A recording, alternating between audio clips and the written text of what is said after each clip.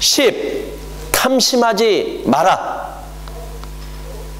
자, 어떻습니까? 손가락 꼽아 보셨어요? 자, 몇 개나 지켰습니까? 자, 제가 이거를 부탁드린 이유가 있습니다. 부탁드린 이유가 뭐냐? 왜 손가락을 꼽아보라고 했냐면은 지금 여기 계신 분들 각자에게 재판장의 자리를 드려본 겁니다. 지금 나를 누가 재판한 거예요? 우리 각자가 지금 재판한 거예요. 나는 지켰어. 못 지켰어. 지켰어. 못 지켰어. 우리 각자가 지금 재판장이 돼본 겁니다. 이해되시죠? 그런데 안타깝게도 우리가 죽음을 맞이하면 여기 계신 분들은 재판장이 아니라는 거예요. 누가 재판장이시죠? 하나님이 재판장이신 거예요. 그래서 지금은 이제 하나님이 재판장이 되셔서 이 10가지 법을 적용시켜 보려고 합니다. 그것은 뭐냐? 내가 재판장일 때와 하나님이 재판장이실 때 그 차이가 무엇인지를 알려드리려고 하는 거예요. 자, 우리 각자가 재판장일 때는 죄가 아닌 것도 있을 거예요. 그러나 하나님의 재판은 어떻게 이루어지는지 그것을 알려드리려고 하는 거예요. 자, 우리 1번 계명서부터 3번까지 계명, 이거는 하나님에 관련된 계명입니다. 하나님을 올바로 알지 못하면은 1번에서 3번까지는 다 어긴 게 되는 겁니다. 자, 그런데 저것을 내가 태어나면서부터 지금까지 모든 것을 보고 지켰냐 못 지켰느냐예요. 그러니까 우리 유일하시고 참 하나님이 누구십니까? 바로 우리는 알게 됐죠? 이 성경 속에 하나님이 참 하나님이고 유일하신 하나님이라는 것을 알게 된 거예요. 이 하나님을 내가 태어나면서부터 지금까지 이분이 참 하나님, 유일하신 하나님이라는 것을 알지 못했다면 1번서부터 3번까지는 어긴 게 돼버리는 겁니다. 자, 어떤 분은 이런 얘기를 하시더라고요. 저는 엄마 뱃속부터 믿었어요. 그러면 아기가 믿을 수 있어요? 믿음은 우리가 어떻게 가질 수 있나요? 믿음은 들음에서 나며 들음은 그리스도의 말씀으로 말미암느니라. 우리는 그 믿음을 이 성경의 말씀을 듣고 확인하고 그래야지만 가질 수 있는 게 올바른 믿음인 거예요. 그런데 엄마 뱃속에서 들을 수 있어요? 확인할 수 있어요? 근데 엄마 뱃속에서부터 믿었다고요? 말이 안 되는 거죠. 그러면 우리가 도대체 언제부터 이거를 믿은 겁니까? 그러면 그 믿기 전까지 살아온 삶에 대한 모든 것들은 이 법을 어긴 거예요. 그런데 모든 사람에게는 태어날 때부터 이 성경 속의 하나님, 참 하나님, 유일하신 하나님을 믿는 사람들은 한 사람도 없었다라는 거예요. 그럼 결론적으로 모든 사람은 1번에서 3번까지의 말씀을 지킬 수는 없었다라는 거죠. 자, 4번으로 넘어가 보겠습니다. 시간이 없어서 좀 건너뛰겠습니다. 안식일을 지키라. 자, 안식일 지키신 분 있으세요? 자, 안식일은 알아야 지키잖아요. 근데 안식일은 하나님이 세상을 창조하셨습니다. 6일 동안 세상을 창조하시고 7일째 되는 날 쉬셨어요. 이것을 기념하라는 거거든요. 정확하게 얘기하면 금요일 해질녘부터 토요일 해질녘까지를 안식일이라고 얘기를 합니다. 그 안식일에는 성경에서 뭐라고 얘기하느냐? 아무것도 하지 마라 이렇게 얘기를 합니다. 아무것도요. 제가 이스라엘 성지순례를 갔습니다. 그런데 호텔에 높은 층에 머물게 됐어요. 근데 공교롭게 그날이 안식일이었습니다. 그랬더니 아무 일도 하지 말라고 유대인들이 호텔에다 투숙하는 거예요. 그런데 그 이스라엘에서는 엘리베이터에 버튼을 누르면 그것도 1이에요. 그 버튼을 누르면 안 돼요. 그럼 그 높은 층을 어떻게 왔다 갔다 합니까? 그래서 엘리베이터 모든 층이 다 서게 만들어 놓은 거예요. 자동으로. 그래서 위에서 아래까지 내려오는데 시간이 엄청나게 걸리는 거예요. 자, 운전을 하는 것도 일입니다. 운전을 못 합니다. 그리고 요리해야 되잖아요. 기계를 작동하는 것도 일이에요. 작동을 하면 안 됩니다. 그럼 어떻게 굶어요? 아니요. 조리기구를 모든 게 다 오토매틱 자동으로 만들어놔서 자동으로 익히게 하는 거예요. 그러면 요것도 일. 그러면 요리기계 돌리는 것도 일. 그럼 숟가락 퍼가지고 입에 넣는 건 뭐예요, 이건? 근데 아무것도 하지 말라는데 그것이 가능한 일인가요? 이건 혹시 여기 나는 안식일 지켰다 손가락 꼽으신 분이 있습니까? 자, 부모를 공경하라. 제가 손가락 꼽으라고 하니까 제일 많이 지켰던 항목이 이겁니다. 부모를 공경하라. 부모 공경하셨죠? 근데 하나님의 법은 뭐죠? 한 번이라도요, 부모를 공경하지 않은 적이 있다면 어긴 거라는 거예요. 외국 분들한테는 죄송한데 여기 동영상 하나만 잠깐 좀 보여드려 볼게요. 오늘 제목을 이렇게 생각해봤습니다. 이 세상에서 가장 아름다운 영어 단어는 무엇입니까? Beautiful. 혹시 아십니까? Love. 제가 말씀드릴게요. 가장 아름다운 영어 단어가 마더, 어머니입니다. 이것이 이 세상 가장 아름다운 영어 단어로 앙케이트 조사가 되었습니다. 두 번째 가장 아름다운 영어 단어가 father 같으면 얼마나 좋겠습니까? father 아니고 patient, 열정, 정열. 열정, 정열. 세 번째 가장 아름다운 영어 단어가 father 같으면 얼마나 좋겠습니까? smile, smile. 네 번째 가장 아름다운 영어 단어가 father 같으면 얼마나 좋겠습니까? 아, 예, 아빠는 이게. 아까 전에 말한 love, 사랑입니다. 또 안 나와. 아빠는 언제 나오는? 여러분 놀라지 마십시오. 5번에도 아버지가 없었습니다. 10번째도 father가 없었습니다. 더 놀라지 마십시오. 70번에 가도 father가 없었습니다. 그래 때려치워버렸습니다. 우리 아버지들은 충격인데. 죽읍시다. 조현기 죽읍시다. 충격이네. 고수님들 죽읍시다. 여자 빼고는. 여러분요, 저는 1945년 해방동입니다. 우리 누나 둘하고 저하고 일본에서 태어났습니다. 일본 어디서 태어났냐면 여러분 히로시마 아시죠? 원자 폭탄들 히로시마. 태어났는데 미국 폭격이 와서 폭탄을 내려버려. 아침 식사하다가 아버님이 놀라서 숟가락을 놓고 탁 튀었습니다. 튀면서 돌아보면서 어머님 보고 빨리 따라오라고. 그때 그 당시에 저는 어머니 배 속에 있었습니다. 9개월 때 있었습니다. 큰 누나 4살, 둘째는 2살인데 돌아보는 순간 깜짝 놀랐습니다. 우리 어머님이 그 무거움을 이끌고 우리 누나들을 들추는 거예요. 아버님 튀어 달아나고 있고 혼자 튀어 달아나고 돌아보는 순간 아버님이 전쟁터에 처자식을 버리는 에비런실 전쟁, 전쟁터에 자식을 버리는 의미는 없구나. 앞으로 폭격이 떨어지면 다시는 안 달아나야지.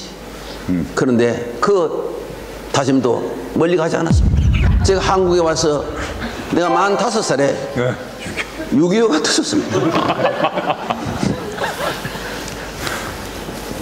우리 어머님이 이렇게 짐을 이고 바로 뒤에 5살 제가 걸어갔습니다.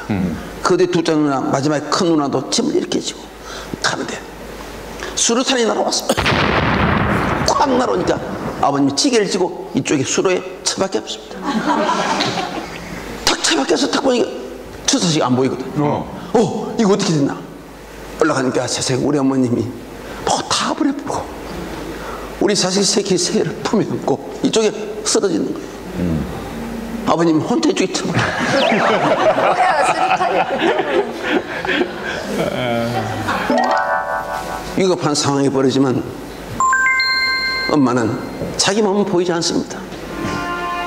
옛날에 제 돌때쯤 돼서는 홍역이 아주 심했습니다. 저도 병에 걸려서 죽게 되었습니다. 거의 완전히 죽었습니다. 우리 아버님은 찌개를 쥐고 삽을 가지고 저를 산에 파묻기 위해서 마루에 앉아 있었습니다. 우리 어머님은 밤새 끝을 품에 안고 있었습니다. 아버님이 가마니를 가져와서 나를 둘을 말아가지고 이제 산을 가기 위해서 문을 탁 내면서 아버님이 죽은 자식 품에 안아서 못하느냐, 빨리 내놔. 부모 앞에 죽는 자식은 자식도 아니야. 근데 우리 어머님은 그를 품에 탁 안고 울부짖으면서 이렇게 하더랍니다. 하나님이 살아계시다면 내 아들을 살려주십시오. 그러면서 마지막 가는 그 길을 자식을 보내기 위해서 혀를 가지고 내 얼굴을 참 핥아. 그 내 얼굴에 종기가 나와서 고름이 났는데 그걸 우리 어머님이 계속 핥는 거예요. 근데 여러분, 세상에 이게 웬일입니까? 제 갑자기 얼굴에 생기가 돌아오더래요. 손가락을 움직이기 시작하더래요. 그래서 제가 살았습니다. 그래서 살아서 이거 써 있잖아요. 어머님이 자식에 대한 그 가슴 뜨거운 그 사랑, 죽어가는 생명을 살리신 것입니다. 어머님의 사랑에는 바로 기적이 일으킵니다. 부모님을 살아야 돼 고맙게 잘하십시오. 저는요, 우리 어머님 평생 안 준 줄 알았어요. 내하고 같이 평생까지 살 줄 알았는데 어느 날 홀연히 떠나시더라고요. 오늘 이별에 대해서 지금 이 황금말, 여러분 이별을 계속 많이 느꼈을 겁니다. 이별 중에 눈물이 가장 많은 것은 어머님을 떠나보낼 때입니다. 자식을 떠나볼 때는 상처가 너무 커서 눈물이 나지 않습니다. 그래서 여러분, 부모님을 살아계실 때 부모 자식 간에 따뜻한 사랑을 원 없이 나누시기를 바랍니다. 감사해요. 자, 우리들의 마음속에 그 어머니의 사랑 있습니까? 저도 기억나는 게 있어요.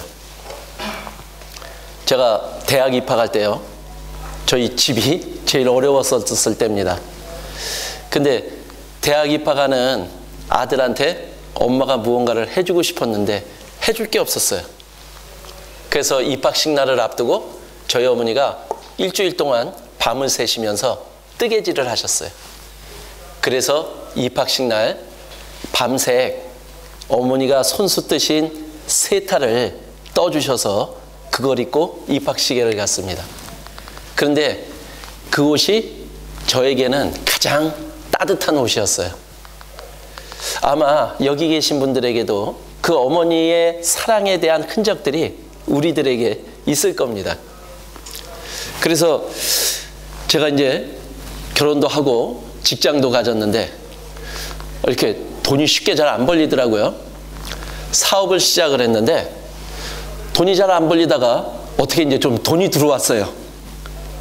그래가지고 제일 먼저 생각난 게 저희 어머니였어요. 그래가지고 어머니한테 전화 걸어서 통장 번호 좀 부르라고. 그러니까 왜 그러냐 그랬더니 무조건 부르라고 그래서 그냥 그때 돈으로 제가 100만 원을 통장에다가 입금을 시켜드렸어요. 그런데 이제 저희 어머니는 아버지한테 용돈을 타서 쓰는 입장이었는데 통장을 확인해 보라고 하니까 거기에 100만 원이 들어와 있는 거예요. 그 어머니한테는 큰 돈이었고 놀라운 돈이었습니다. 왜냐면 그러면서 제가 당부를 했거든요. 아버지한테는 절대로 얘기하지 말고 혹시 필요한 거 있을 때마다 그걸로 사시고 떨어지면 나한테 다시 연락을 달라고. 그런데 저희 어머니가 너무나 좋으셔서 그 100만 원 생긴 게 너무나 좋으셔서 누군가한테 자랑하고 싶은데 옆에 사람이 없어서 그걸 아버지한테 자랑한 거예요. 자랑한 날 뺏겼습니다. 그리고는 제가 이제 전도인으로 들어온 거예요. 그래, 뭐 전도인들이 이제 그 생활비가 이런 게 여의치가 않은 거예요. 그런데 이제 아버님도 돌아가시고 어머님이 이제 저한테, 제가 어머니 집에만 가면 어머니가 용돈을 챙겨줘요. 그때 이렇게 드렸던 그 마음이 사랑의 마음으로 전해졌는지 엄마는 저만 보면 꼬깃꼬깃 접어놓은 그 수표 한두 장을 갖다가 꺼내서 아무도 보지 않게 저한테 찔러주는 거예요. 그런데 그걸 안 받고 싶은데 그거를 전해주는 엄마의 표정이 너무나 행복해서 그것을 받는 게 엄마를 위한 거라는 마음으로 받아왔어요. 참 보이지 않는 그 엄마의 사랑이 끝없이 진행이 되더라고요. 근데 여기 파리에 제가 선교사로 자원해서 왔을 때 저희 어머님이 이제 임종을 보라고 그래서 한국에 나갔습니다. 그런데 그 죽어가는 어머니 모습을 보니까요, 마음속에 올라오는 게 너무나 많은 거예요. 그 올라온 게 뭐였냐면은 엄마한테 내가 무언가를 했던 것이 올라오는 게 아니에요. 지금 아무것도 해줄 수 없다라고 하는 지금 현실 속에서 내가 왜 엄마한테, 어머니한테 미리 이런 거를 못 해줬을까? 왜 다정스러운 말 한마디를 못 해줬을까? 아니면 더 맛있는 거를 더 하나 못 사드렸을까? 그 죽음 앞에 있는 엄마 앞에 선 자식의 입장에서는 해준 게 아무것도 없는 거예요.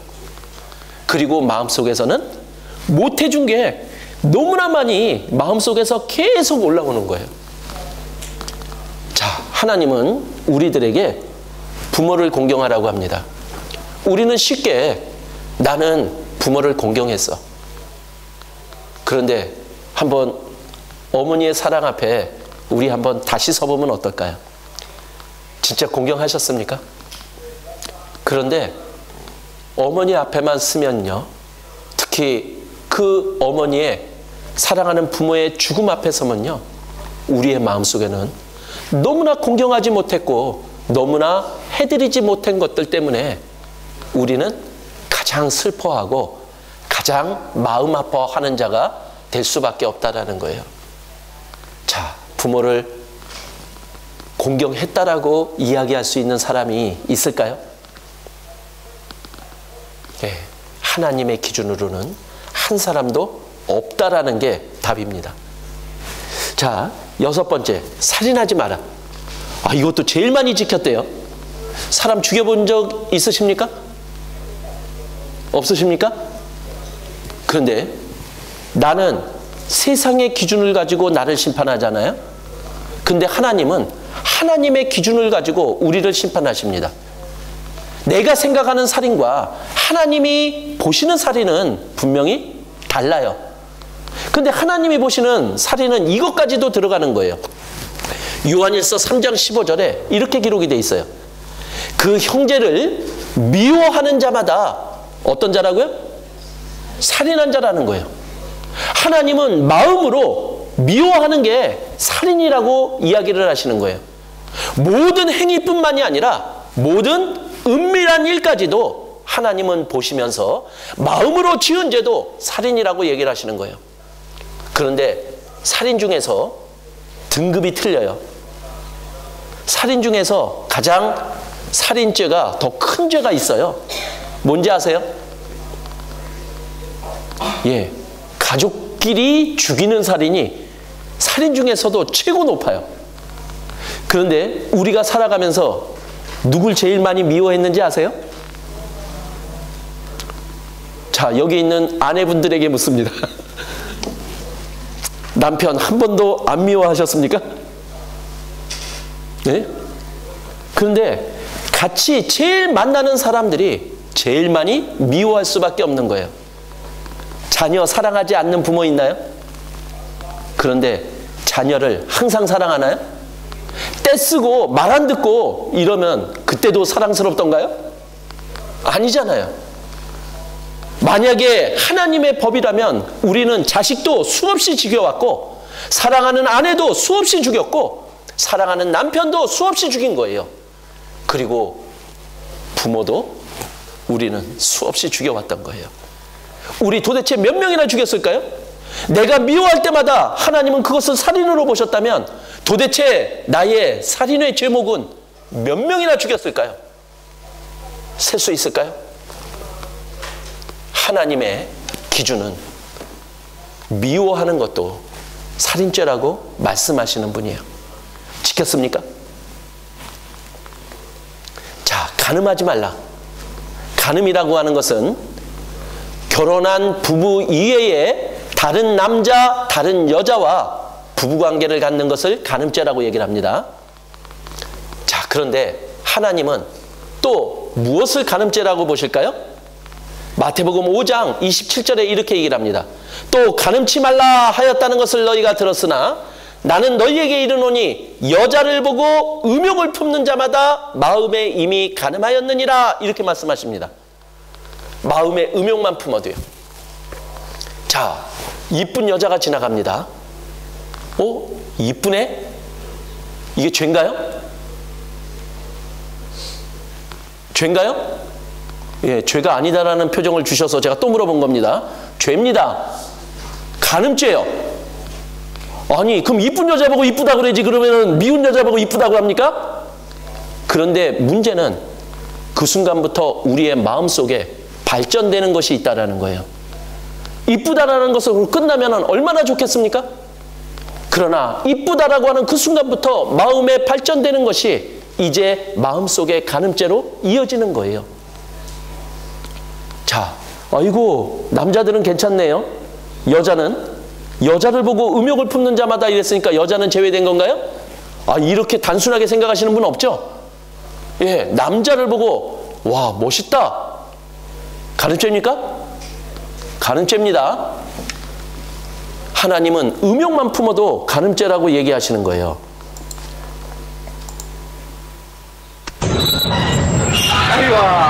이 얼마나 자상한 아버지입니까?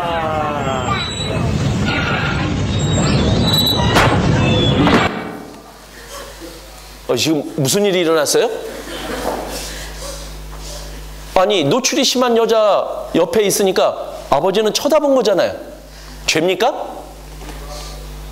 죄입니까? 간음죄입니다. 왜 쳐다봐요? 그러니까 그네의 의도 터지죠. 우리가 도대체 얼마만큼의 간음죄를 짓고 살아가고 있나요? 우리 눈에 보이는 그 많은 것들 속에 우리는 마음속에 계속되는 간음죄를 지을 수밖에 없는 자들이에요. 이쁜 여자를 보고 이쁘다라고 얘기 안 하는 그 사람은요, 우리 뭐라고 얘기하는지 아세요? 네, 인간도 아니라고 얘기를 합니다.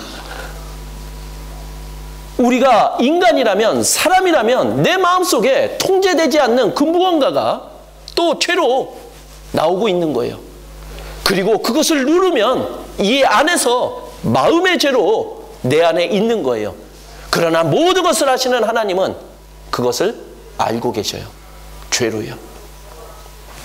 이것도 지킬 사람이 없는 겁니다. 도적질 하지 말아라. 자, 도적질 해보셨습니까? 또 다 안 해보신 표정을 지으시네요. 자, 근데 도적질의 정의부터 내려야 되지 않아요? 도적질은 내 것과 내 것이 아닌 것을 구별하지 못하는 게 도적질입니다. 그렇지 않아요? 그런데 우리의 마음속에 내가 원하고 갖고 싶은 것을 누가 안 볼 때 한 번씩은 집안에서도 슬쩍 했던 경험들이 우리들에게는 참 많이 있어요. 근데 그분들이 이렇게 얘기하더라고요. 아버지께 내 거라고. 부모님 걸 그걸 말 안 하고 이렇게 했다고 그게 어떻게 도적질이 되냐고. 예, 맞는 말이죠. 그러나 기준은 하나님이십니다. 하나님은 성경에다가 그렇게 말하는 사람이 너무나 많을 것 같아가지고 성경에다가 아주 기록을 해놨어요. 잠언 28장 24절에 부모의 물건을 도적질하고 죄가 아니라 하는 자는 멸망케 하는 자의 동률이에요. 부모의 것을 몰래 가져가도 도적질입니다. 그런데 더 중요한 것은요, 이 세상에 내게 없다라는 거예요. 이 세상에 내게 무엇이 있습니까? 이 세상에 내게 없다면은 오래 사신 어르신들의 그 말씀이 진리인 거예요. 이 세상을 오래 사신 어르신들이 항상 이렇게 얘기합니다. 사는 게 도적질이라고요. 왜? 내 것이 없기 때문에 이 세상을 살아가면 내 것이 아닌 것을 가져다 써야 되는 것들이 너무나 많은 거예요. 우리는 이 세상을 도적질하며 살아가고 있는 거예요. 하나님은 그걸 아셔요. 이것도 우리가 지킬 수 없는 거다라고 말씀하고 있는 거예요. 그리고 9번째, 거짓말하지 말래요. 거짓말 안 하신 분 계세요? 예, 최고의 거짓말장이가 그분일 겁니다. 우리는 이렇게 또 거짓말을 정의 내립니다. 다른 사람에게 피해를 주는 거짓말이 거짓말이고 피해를 주지 않는 거짓말은 거짓말이 아니다. 자, 아내가 열심히 저녁을 준비해가지고 남편에게 저녁 식사를 내놨습니다. 자, 그런데 그 저녁 식사를 남편이 먹었는데 영 맛이 아니에요. 그럼 남편은 어떻게 얘기를 해야 될까요? 아내한테? 예? 그렇게 수고하면서 식사 준비를 하면서 그렇게 정성스럽게 준비를 해줬다면 남편은 진짜 맛있네 이렇게 얘기를 해주면 아내가 너무 좋아하겠죠? 요거 결혼 초기에는 가능합니다. 그죠? 그런데 그 아주 맛있네 그 얘기가 뭐예요? 거짓말이에요. 하나님의 기준은요, 상대방에게 피해를 줬냐 안 줬냐하고 상관없이 거짓말이냐 아니냐로 구분하시는 거예요. 자, 우리 오늘 하루도 살아가면서 다른 사람들하고의 관계를 좋게 하기 위해서 오늘 얼마나 많은 거짓말을 하면서 또 살아오셨습니까? 예? 오늘 또 이곳에 오시면서 늦으신 분들 계세요? 예, 차가 많이 막히셨죠? 예. 사실일 때도 있고 또 변명을 대기도 하잖아요. 우리 진짜 살아가면서 내가 얼마나 거짓말을 많이 하는지 한번 세아려 본다면은 우리는 이 거짓말을 피할 수가 없는 거예요. 이거는 우리 사람이 지킬 수 없는 거다라고 얘기를 합니다. 자, 10번째, 탐심하지 말라. 욕심 부리지 말래요. 욕심 없으십니까? 우리 한국에 사시는 할머님들 보면요, 진짜 욕심 없어요. 그래서 다른 거는 못 지켜도 요 10번째 요거는 지켰다라고 손드시는 분들이 시골에 사시는 할머님들이세요. 근데 제가 그 할머님들한테 물어보거든요. 할머니, 자녀분들이 잘 살았으면 좋겠어요? 못 살았으면 좋겠어요? 하고 물으면은 화를 내요. 당연히 잘 살아야지 그래요. 그거는 뭔가요? 욕심이 없다라는 거는 바라는 게 없어야지 욕심이 없는 것 아니에요? 그러나 우리는 이 세상을 살아가면서 바라는 것들이 너무나 많아요. 자신만을 위해서 바라는 게 아니라 내가 사랑하는 사람을 위해서 바라야 되는 것들도 너무나 많은 거예요. 우리 사람이 바라는 것 없이 살아갈 수 있을까요? 그 사람은 사람도 아닐 겁니다. 자, 우리 10가지만 가지고 한번 짧은 시간 돌아봤는데 꼽았던 손가락을 다 펴야 되지 않을까요? 내가 지킬 수 있는 게 있나요? 왜 나는 저 법을 못 지키는 건가요? 근데 못 지키는 것으로 끝나는 게 아니잖아요? 내가 못 지켰다면요? 뭐가 있는 거예요? 죄가 드러나는 거예요. 죄가 있는 거예요. 근데 죄가 있는 걸로 끝나는 게 아니잖아요? 죄가 있으면은 어떻게 된다라는 거예요? 천국 가지 못하고 지옥 간다라는 거예요. 내 영혼의 상태가 이렇게 결정이 나는 거예요. 자, 죽음은 예고 없이 옵니다. 그런데 나에게 죽음이 찾아온다면 지금 내 영혼의 상태라면 하나님의 심판 속에 나는 그 끔찍한 고통을 받는 지옥으로 갈 수밖에 없는 존재라고 하나님이 지금 우리들에게 알려주고 있는 거예요. 가실 겁니까? 지옥 가실 겁니까? 그 끔찍하고 고통스러운 지옥에서 영원히 계속 있을 거냐라는 거예요. 자, 우리 한번 생각해 보세요. 어느 날 건강검진을 받았는데요. 암 말기래요. 그럴 때 어떤 마음이 들까요? 이 세상 끝난 거잖아요. 희망이 없어요. 모든 것이 의미를 잃어버려요. 그런데 이 세상에서의 삶은 7, 80년밖에 안 되는 거예요. 그런데 하나님의 진자는요, 내가 영원히 지옥에서 영원히 고통받으며 살 수 없는 상태라고 지금 내 상태를 알려주고 있는 거예요. 이거는 말기에 암에 걸렸다라고 하는 그 진단보다 더 끔찍한 진단인 거예요. 그런데 하나님은 이것이 앞으로 있을 죽음에 일어날 결과들이잖아요. 우리에게는 아직 기회가 있다라고 하나님은 이것을 우리가 죽기 전에 미리 말씀으로 알려주고 있는 거예요. 왜냐? 이 죄가 있으면 지옥 가니까 이 죄의 문제만큼은 반드시 해결해야 될 것을 우리들에게 알려주고자 하는 거예요. 자, 이 성경 강연에는 오늘 끝나지 않습니다. 내일 이어집니다. 그것은 뭐죠? 내일 이 죄의 문제를 어떻게 해결할 수 있는지 하나님은 그 결론을 우리들에게 알려주고자 하는 거예요. 하나님은 진단도 하시는 하나님이지만은 그 죄를 치료할 수 있는 분도 하나님이시기에 이것을 알려주시고 치료까지 우리들에게 그 하나님을 믿고 치료받으러 올 것을 우리들에게 요구하고 계신 거예요. 하나님이 오늘 내린 우리의 영적 상태, 지옥 갈 수밖에 없는 죄인이라는 이 사실은 이것은 분명히 일어날 사실인 거예요. 왜냐? 성경에 기록되어 있기 때문에요. 성경은 사실이고 성경에 기록된 말씀은 반드시 이루어지니까요. 그러나 하나님은 우리가 그 죄를 해결하고 천국에 가기를 바라시는 분입니다. 그래서 우리는 나의 영적 상태를 알고 이것을 알려주시고 치료해 주실 수 있는 하나님 앞에 우리가 나와야 돼요. 하나님은 그것을 바라시는 겁니다. 자, 오늘 참석하신 모든 분들, 내일 또 하나님 앞에 나와 이 죄의 문제만큼은 반드시 해결하고 천국 갈 수 있는 그 믿음과 소망을 가지고 살아가는 우리가 되어야 되면은 분명할 겁니다. 내일 그 치료를 또 받고 천국 갈 수 있는 믿음을 가질 수 있기를 바라겠습니다. 예, 기도로서 마치겠습니다. 은혜와 사랑이 많으신 하나님, 감사를 드립니다. 성경에 기록된 대로 모든 것이 이루어지기에 또한 성경에 우리의 죽음 이후에 일어날 일을 또한 기록해 주시고 알려주고 계십니다.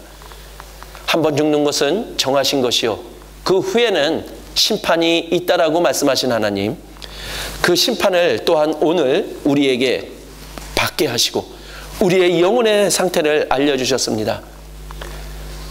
우리는 지옥 갈 수밖에 없는 죄인임을 알려주시고 이제 그 죄를 하나님 앞에 나와 해결할 것을 또한 요구하고 계십니다.